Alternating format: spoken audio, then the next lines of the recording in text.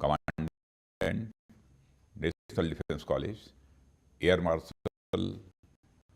Diptendu Chaudhary, faculty and staff of the college and members of the 60th course,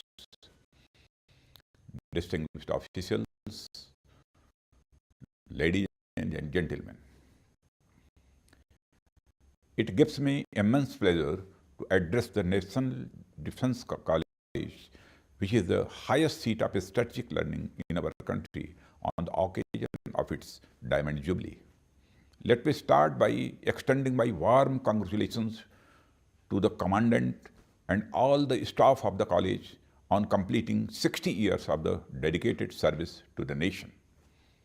The college has produced many strategic leaders and practitioners, not only from India, but also from many friendly foreign countries. Some of the alumni have risen to become heads of their respective countries, armed forces, and many have occupied prominent positions of responsibility in their respective fields. Over the years, the contribution of the alumni of NDC to the strategic community has been immense. Ladies and gentlemen, India is an ancient civilization.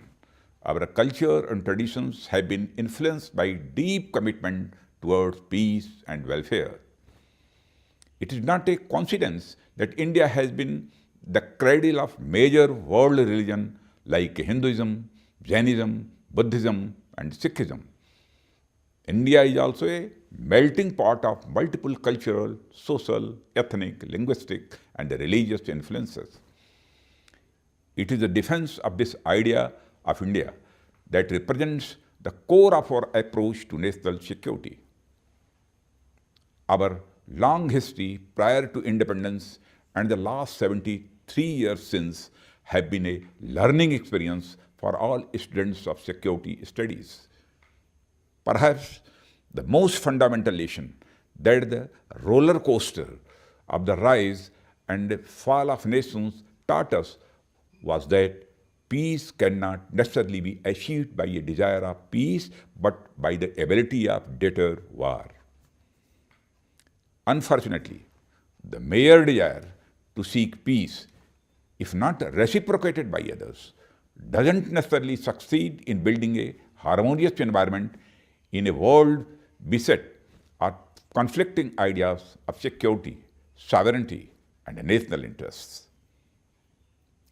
The last 6 years provide a blueprint for India's approach towards national security over the next decade. Let me try and outline 4 broad principles that are likely to guide our quest for national security in the future.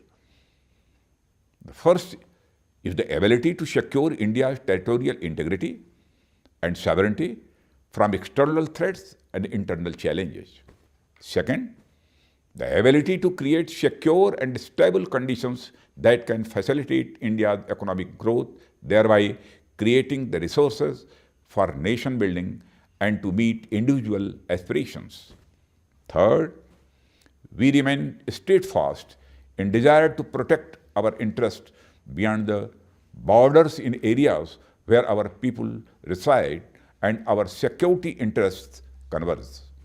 And finally, we also believe that in a globalized and interconnected world, a country's security interests are interlinked by shared and secure commons. Each of these principles is defining the way in which India is approaching various elements of its security policy. Based on these principles, we have brought about drastic changes in our security policy, which are oriented towards strong, legally and morally tenable actions. We have proved that countries that employ terrorism as an instrument of national policy can also be deterred through options that were considered unimplementable in the past.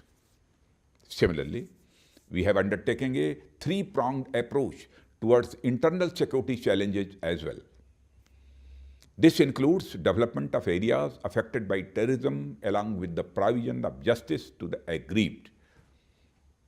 It also includes the ability and desire to go more than halfway to negotiate settlements with dissatisfied groups to enable a political settlement. And finally, we are also willing to challenge